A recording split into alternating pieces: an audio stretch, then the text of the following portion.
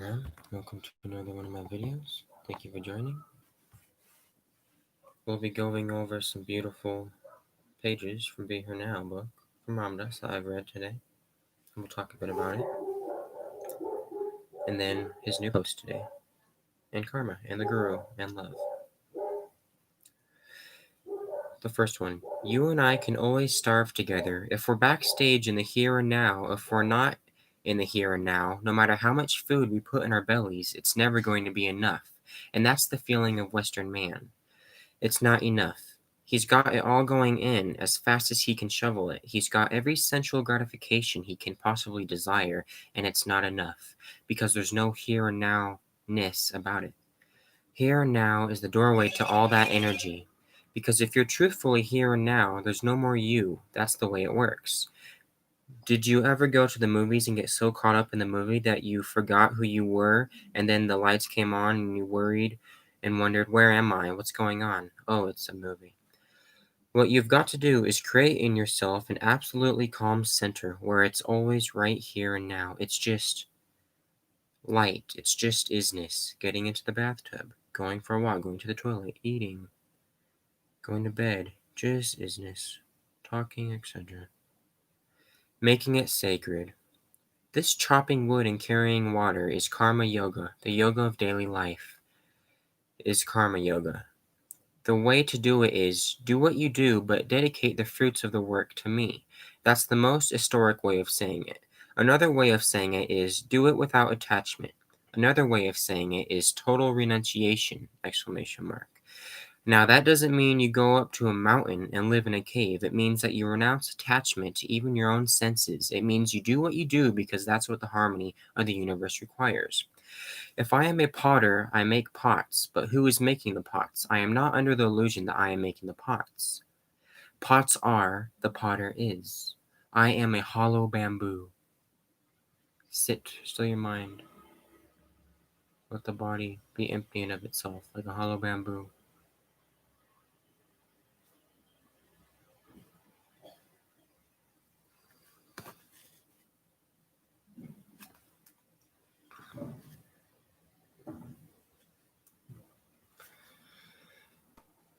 I am a doctor, a student, a dropout, all the same game. Don't let that offend you, but the external world is all the same.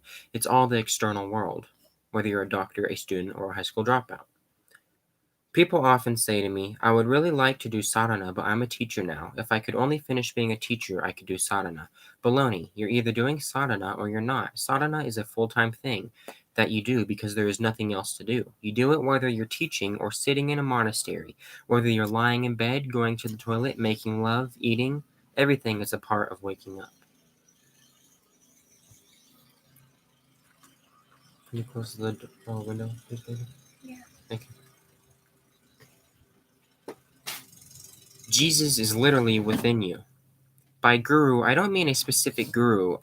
In my head, there is a universal guru, a level of consciousness, a frequency of vibration, of connection to another plane.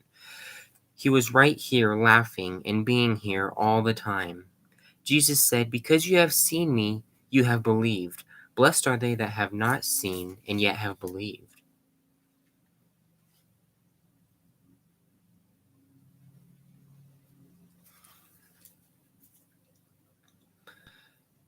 The way bhakti works, you just love until you and the beloved become one.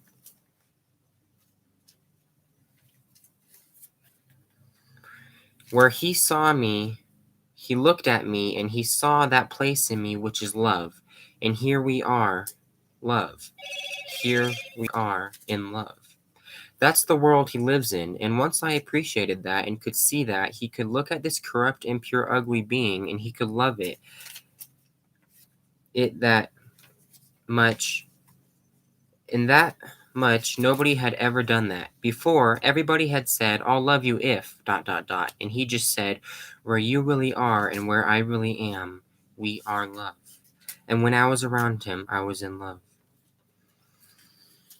Where you really are and where I really am, we are love. Beautiful.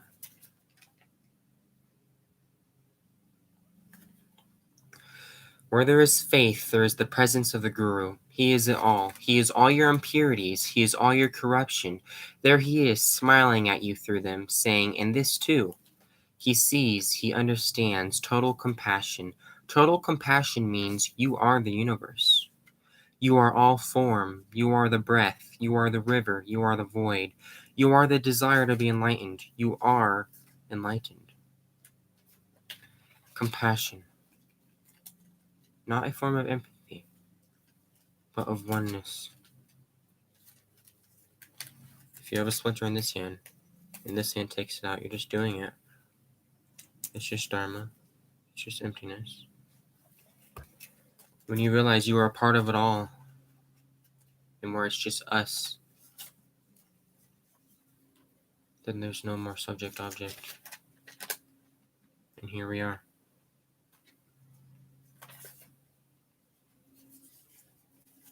And there is compassion. I am the river flows through me.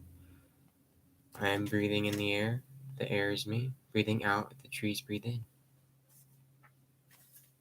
Breathing in, I inhale the breath of the trees. I am the void, desires but also beyond desire. Interconnected with all beings.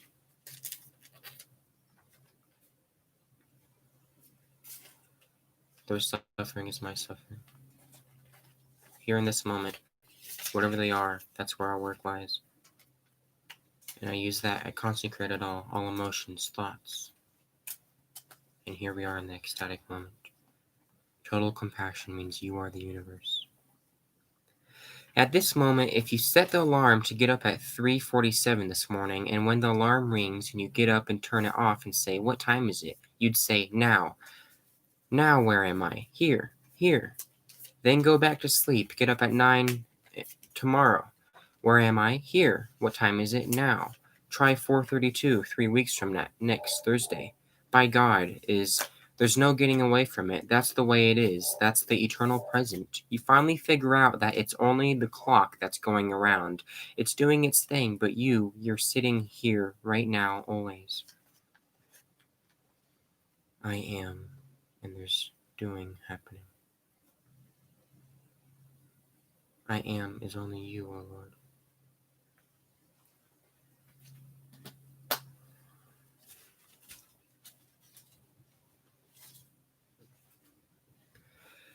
And what is this place? Hindus call it the Atman. And what is the Atman? The Bhagavatam, one of the holy books of India, says the Atman, or divine self, is separate from the body. It is one without a second, pure, self-luminous, without attributes, free, all-pervading. It is the eternal witness. Blessed is he who knows this Atman, for though an embodied being, he shall be free from the changes and qualities pertaining to the body. He alone is ever united with me. This is the place of pure being, that inner place where you dwell, you just be. There is nothing to be done in that place. From that place, then, it all happens. It manifests in perfect harmony with the universe, because you are the laws of the universe. You are the laws of the universe. Everyone is a gift to you at every moment, wherever you are, no matter who you're with. Here, no matter how they are, it's where all your work is. And then on Instagram, Baba posted, the gift you offer another person is just being you. As you quiet your mind, you begin to see the different components of your being and which ones are out of harmony. For example, at times you can feel that your body is pulling on you. It's draining your energy, or the muscles need strengthening or relaxing. Remembering that your body is the temple of your spirit, work with it, doing things that release or balance energy. Hatha yoga, the yoga of energy, can be used as a path to the soul. Forming an asana, a yoga pose, is talking to God. Also, being mindful of what you are putting into your body, the human body, is a manifestation of God. Honor it. Much of spiritual work is slowing down enough to let our minds come into harmony with our hearts. In the Bhagavad Gita, Krishna tells Arjuna, "Give me your mind and your heart, and you will come to me." It is as if he is saying, "Always think of me, always love me, and I will guide your heart and your actions." If, as I do, you follow the path of Guru Kripa, the grace of the Guru, the same applies. Let your love and devotion guide the heart. Let the thinking mind be balanced by the bhakti heart. Be here now is experiential. When you are in the moment, time slows down. In this moment, you are all the time in the world. You have all the time in the world. But don't waste a moment. Who you really are is beyond time. When Christ says, "Look, I am making all things new," it's the same as when you're living in the here and now and you start fresh in every new moment. When you are really in this moment, this is all there is. And the moment of death is just another moment.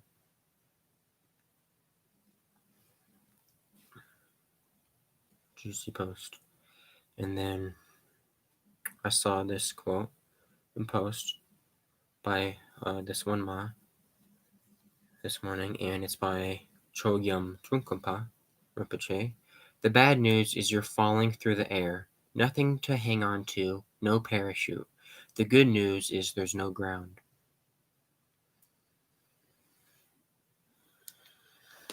Amen.